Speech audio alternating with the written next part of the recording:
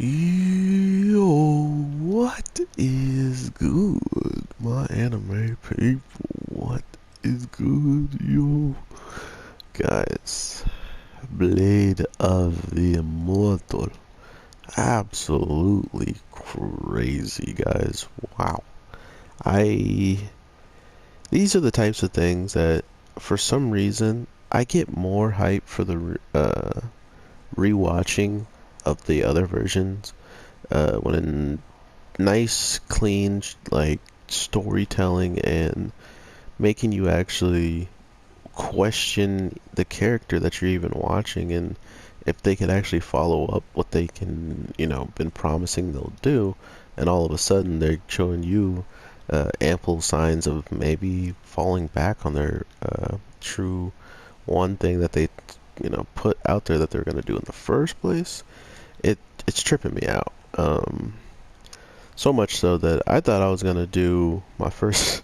I was gonna mostly make videos on the other stuff, but Blade of the Immortals really jumped out at me, and the storytelling was just very impactful as a whole. So, with our girl running into her main target at the last week's episode, even though she's absolutely exhausted to the point where she's passing out and losing consciousness. Excuse me.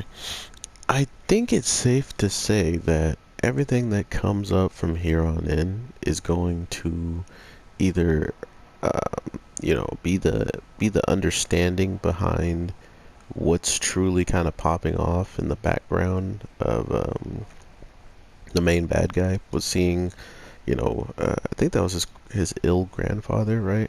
The one that just supposedly gave the power up because his grandson didn't show up.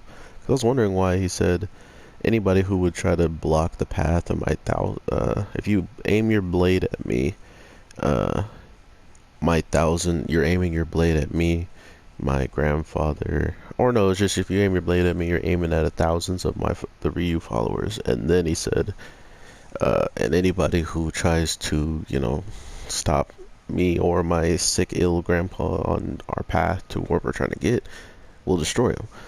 And so that's where it kind of drew me as like, wait a minute, his grandpa, because I could have sworn he died, quote unquote, during one point. I'm pretty sure the person that was there, who was the swordman that his grandpa was going to use, supposedly took him out. That's the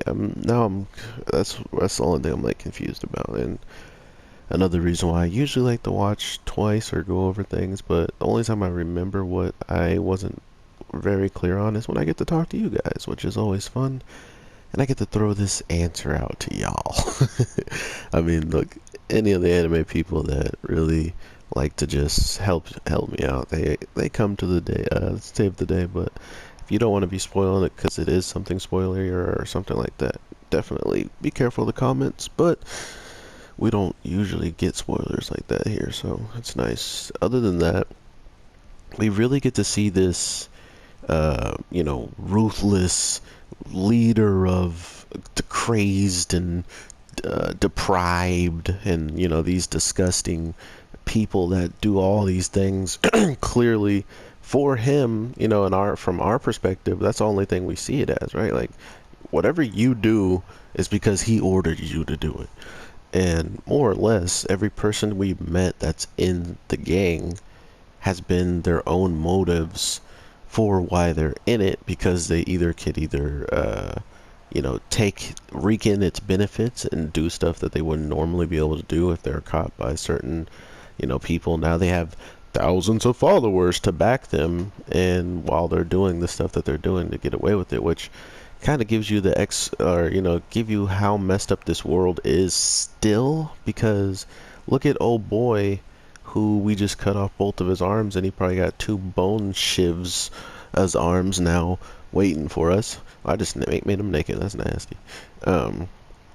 But that guy is the epitome of how this world still isn't even close to being good, in the case of if you take away him from the equation and all the bad stuff that's going on, you would still have these people running wild, just not in one collective group, you know?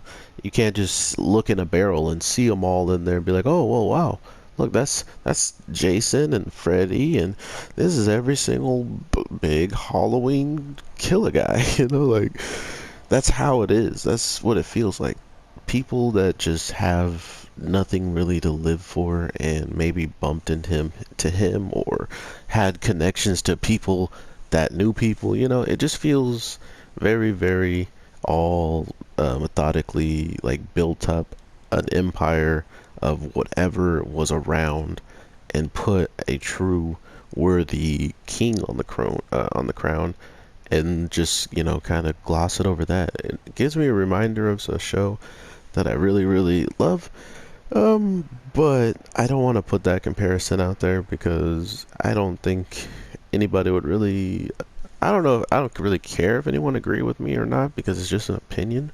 You can or you can't. It's whatever. But it feels like Griffith, right? Like Griffith took the Band of the Hawks, which it questionably had some people that wanted to do things that, you know, weren't so, you know, nice. Like, oh, I just, after we do all this, I just want to have a family and kids and chill. Like, some of them wanted to be big shots and, you know, have own a bunch of girls and stuff like that, while others didn't even tell us their plans. You know, we were kind of left to guess what these people would have wanted. But now even more, if you don't want to be spoiled, to skip ahead a little bit, but Griffith in the manga, we know who his team is now, and how do you speak for all of his team now, right? So that's all I'll say about that. We get so much with this show and this one episode with the growth of this girl, you know, taking her true, she's finally understanding her true meaning of the revenge, her true, like, I want to say, her true thought process of how it should be done. I think that's the most dangerous part about her now, is it's almost as if she has it pictured exactly how she wants it to go down. She wants to show up with the sword, and she's about to charge in, but then Mr. Magi-san grabs the sword out of her arms, takes it, throws it behind him, and then when they both rush at him, she fakes like she's gonna try to throw those needles, going for the sword. It's double stab. You know what I mean? It seems like she has some weird image in her mind with how powerful she is about, I'm going to kill you. When it comes down to the moment I need to kill you, you will be dead. That was something that you can tell she's going to hold dear, and at least she got to see that you're human and you might be the most sane person out of all of your group, maybe. And if you are, that sucks because I'm still going to kill you. So with all that being said, everybody, I need to get a lot of videos out and still need to watch basketball and 7 Deadly Sins as I'm making this video. So yeah, your boy's behind. The work went well. I don't know if you guys care about that or if you saw my update video on the channel on the Rick and Morty review.